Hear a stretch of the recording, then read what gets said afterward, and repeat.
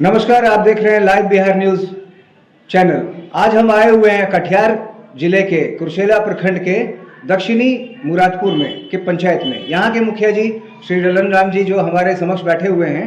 आइए सीधे तौर पे इनसे बात करते हैं। इनको कार्य संभाले हुए 18 से 19 माह हो गए हैं। इस दरमियान इन्होंने क्या क्या अपने पंचायत में कार्य किए हैं और किस प्रकार की समस्याएं इनको कार्य करने में आई हैं या किस तरह की समस्याओं से ये झूल रहे हैं। आइए सीधे तौर पे बात करते हैं ललन राम जी से।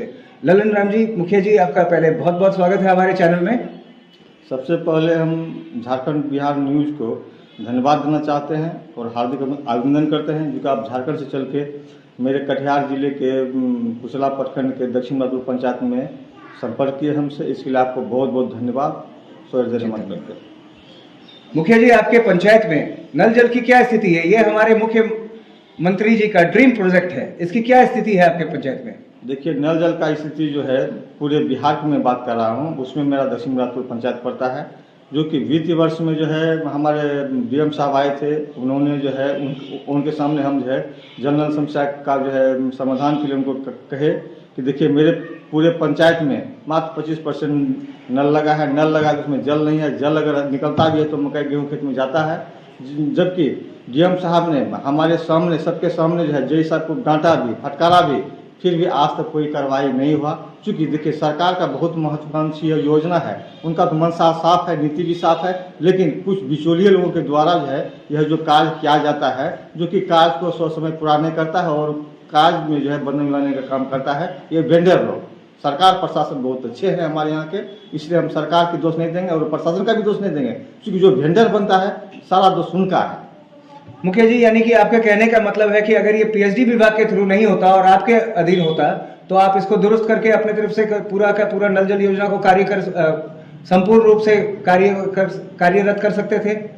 एकदम होता और 100% होता।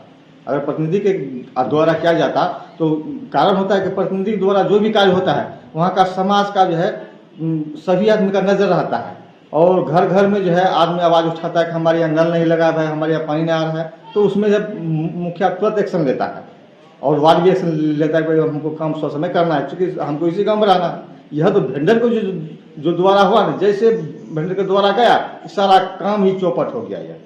यानी कि आपके कहने का सीधे तौर से है कि ये वेंडर के द्वारा निजीकरण कराया गया, ये ठीक नहीं है। यानी कि यहाँ के प्रतिनिधि आप हैं और ये अगर ये काम आपके द्वारा होता तो बिल्कुल सही चल रहा होता, एकदम सही रहता। क्योंकि प्रतिनिधि तो समाज का जो है सेवक होता है, इसलिए उसको हमेशा समाज के बीच में रहना होता है। प्रतिनिधि के माध्यम से जो भी कार्य होता है वह जो सौहार्दपूर्ण वातावरण किया जाता है वो सबके समक्ष किया जाता है, इसलिए जो है संपूर्ण रूप में कार्य होता। वेंडर के द्वारा जो कार्य किया गया इसलिए इसमें जो है अपूर्णता दिखाई देता है।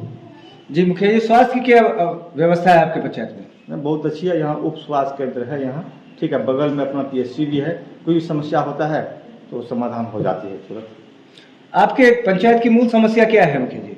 मेरे पंचायत की मूल समस्या यह है कि करीब हमारे यहाँ जो है 6-7 वार्ड ऐसा है जो कि पूर्व में जो है वह जो है विस्थापित हो गया था, जिसके लिए हमने बार बार प्रशासन से भी गुहार लगाया और आवेदन भी दिया। और जब भी मिलते हम कहते हैं सर हमारे 6-7 वार्ड ऐसा है कि जो है उनको आज तक जब वास्तविक पर्चा नहीं मिला, जिसके चलते हम उसको आवास मुहैया नहीं करा सकते हैं। क्योंकि आवास में नाम आने के बावजूद भी जो है सीओ भी जो खोजते हैं कि भाई इनका रसीद चाहिए, जबकि सीओ का कर्तव्य बनता है जिस जमीन पे लागू बसा हुआ है वह सरकारी अर्जित भूमि है, ठीक है, उनका एनओसी दे के जो है पास करवा देना चाहिए। लेकिन इसमें सीओ भी जो है आनाकानी करते हैं, कहता है जब तक रसीद नहीं कटेगा तो यह है संभव आवास का नहीं है। इसलिए आवास से जो है हमारे यहाँ बहुत समाज वंचित है, कम से कम 75% जो है समाज वंचित रहता है, इसलिए कि आवास का जो भूमि है उसका वास्तविक पर्चा अभी तक नहीं मिला है, इसलिए जो है वह वंचित है आवास से। इसलिए आवास की स्थिति बहुत दयनीय है।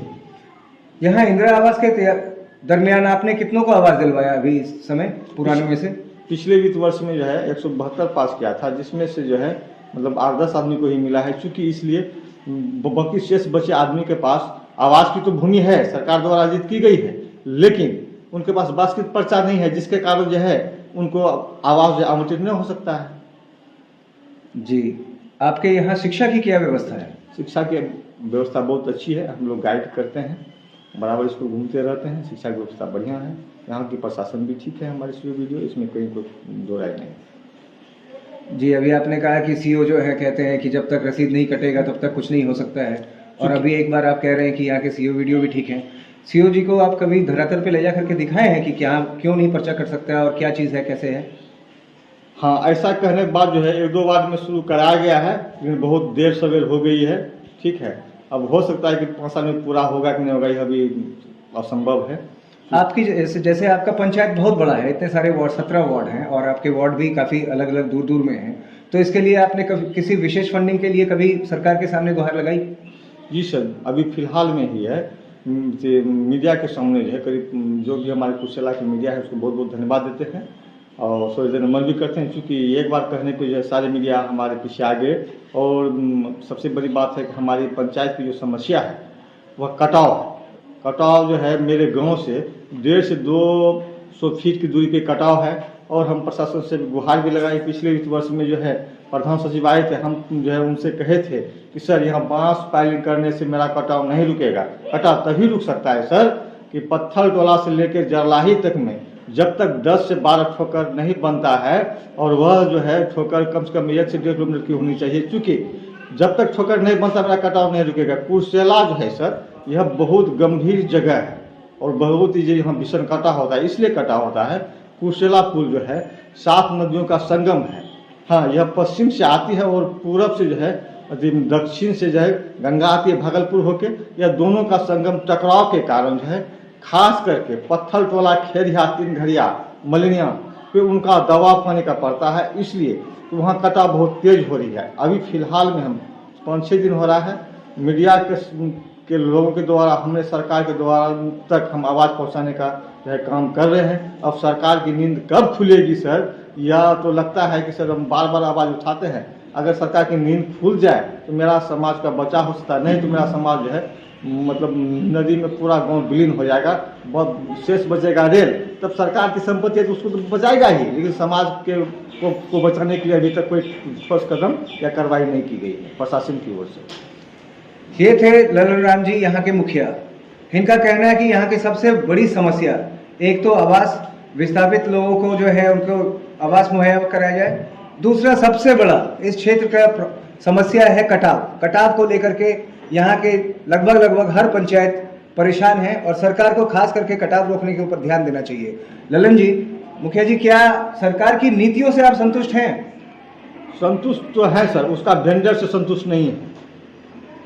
यानी कि निजीकरण से आप संतुष्ट नहीं हैं? जी सर, निजीकरण से संतुष्ट नहीं है। जैसा कि आप देख लीजिए अभी हमारे यहाँ लाइट लग रहा है, ठीक है, तो वह बरेरा कंपनी लगा रही है। पंचायत के पैसा आ जाएगी, आप खाली साइन कर दीजिए, जो शराब दोष आएगा पंचायत के ऊपर आएगा, उसके मुखिया के ऊपर आएगा। और जैसे सरकार भवन की बात हो रही है, वह भी ठेकेदार के माध्यम से बनवाएगी, दोष रहेगा मुखिया का।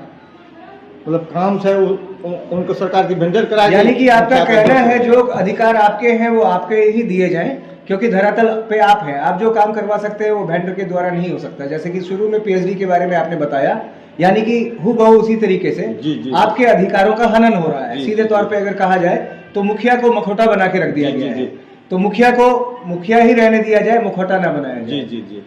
आप नीरज मिश्रा, कैमरामैन गौरव के साथ, बिहार न्यूज। नमस्कार।